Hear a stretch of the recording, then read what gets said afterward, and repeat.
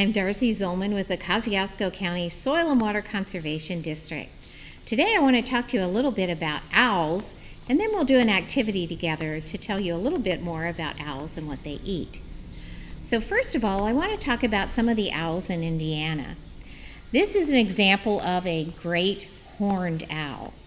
So many of our owls have common features. So what I'd like to do is read this owl, and you can help me out. So the first thing I want you to look at are these ear tufts. So many people think those are the ears, but they're not. They are just for decoration. An owl's ears actually are not hung straight. One is high, one is low. So the value of having ears that are offset is it helps those owls pinpoint their prey and makes them really good hunters. So these are not the ears, they're just for decoration. Then I want you to look at just this owl's coloration in general. So I'm going to give him a little twirl. So when you look at the color of an owl, it can give you a clue as to where it lives. So as you're looking at this owl, where would you guess it lived?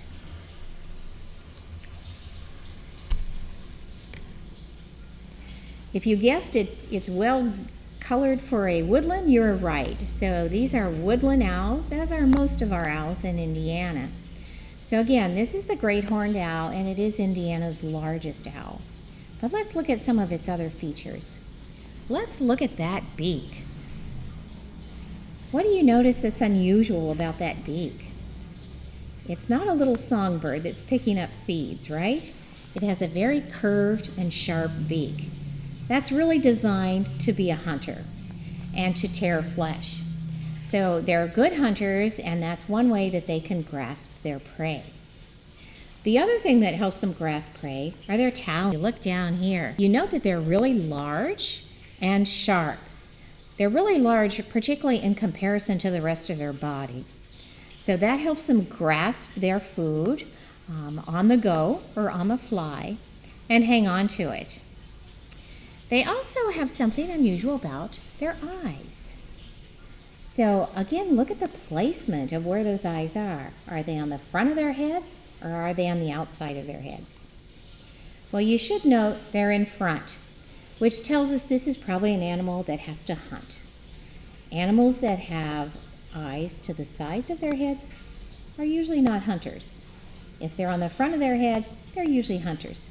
So this is a big bird of prey based on several of its features. Eyes on front, that curved beak, and those big strong talons. Those are all clues that tell us this is a bird that has to hunt for its food. The other thing I want to point out, and it'll be hard to see, is the leading edge of its wing. There are many different kinds of feathers on birds, and the owl has a unusual comb-like structure on the feathers on the outside of its wings. So it looks a little like this. That helps it fly really quietly in the night so that it can sneak up on its prey for food. So owls have a lot of features that help them be adapted to where they live and how they get their food. So now I want to play some common owl calls. So sometimes they're hard to see. Most are nocturnal, which means they're most active at nighttime. So sometimes you hear them and not see them. So now we're going to play some calls of some common owls here in Indiana. So the first one I'm going to play is the Great Horn Song. This is our classic hooting owl. Many birders think it's saying, "I'm awake, are you too?" So see if you think it sounds like that. This is the great horned owl.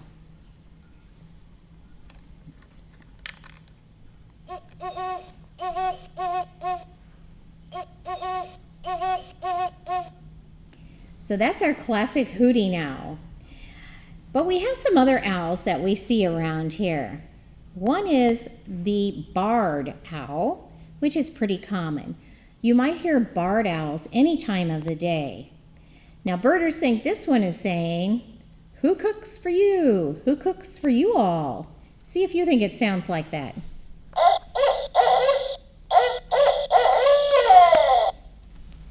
That's a really distinctive call. So if you hear that in the woods at night, you know that's a barred owl. The other one is the screech owl. It's a much smaller owl, and it does not have a classic hoot. It has more of what we call it a whinny. So let's see what you think of this one.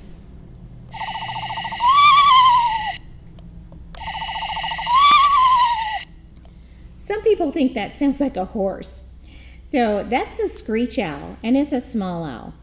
Now, the owl that you're going to have pellets from today is the barn owl. We don't have many barn owls here in northern Indiana because they like big, big open grasslands. But we have barn owls in southern Indiana. This is a bird that has a really strange call. See what you think of it. It's more like a scream in the night, right? Not all owls hoot. Some have some very different sounds. But they're an easy way to help identify them if you're in the dark and you hear them calling.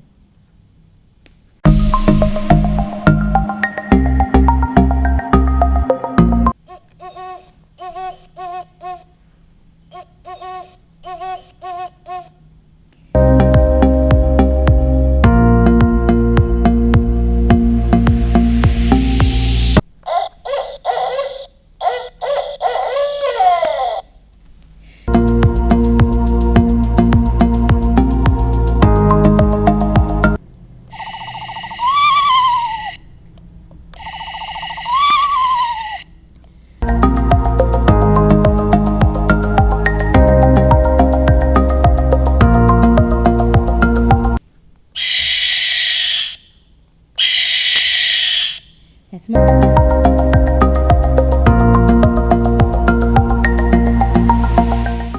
So today you're going to get an owl pellet that helps reveal what that owl has eaten.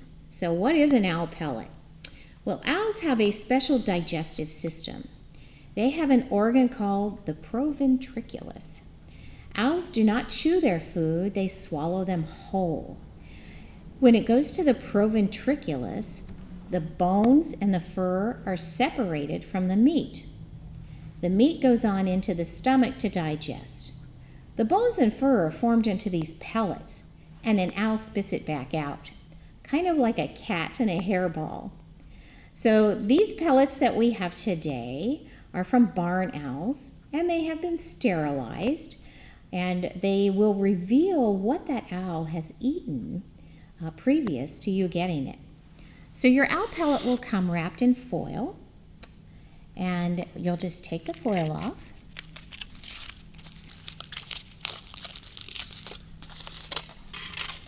And this is what the pellet looks like.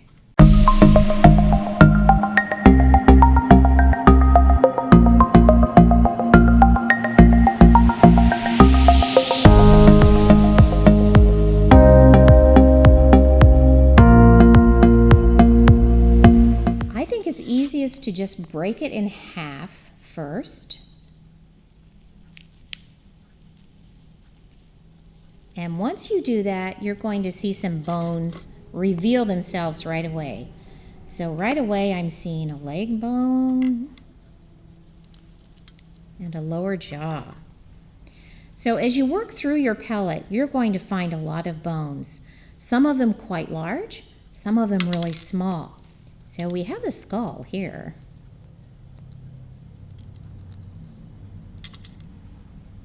Now I know this is a rodent, which is the owl's favorite food, because it has these big orange teeth on the front. So as you pull your pellet apart, we have some tools to help you decide what kind of animal you have. This is the bone sorting chart. As I said, the owl's favorite food is usually in the rodent family, mice, field mice, and so that's this first column. I suspect most of your bones will fall into this column. However, every once in a while, we do see something different in the pellets. If your bones are really tiny, they're probably going to fall in this shrew category. If they're kind of big and bulky, they'll probably fall into the mole category. And if they're really, really lightweight and long, they're probably in the bird family. So those are some clues to look at the bones and what they look like as you sort through your pellet.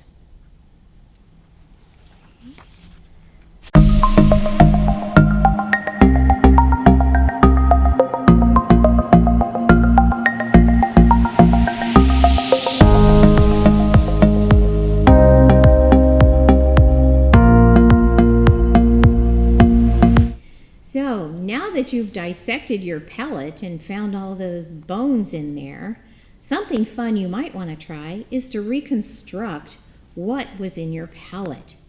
So in this frame, we have some examples of different animals in the rodent family that you might have found in your pellet. Note the different sizes of the skulls. That's the real clue to telling you what you have. Then when you look at the other bones, you can reconstruct that animal if you want to try. So we have some handouts to help you do that.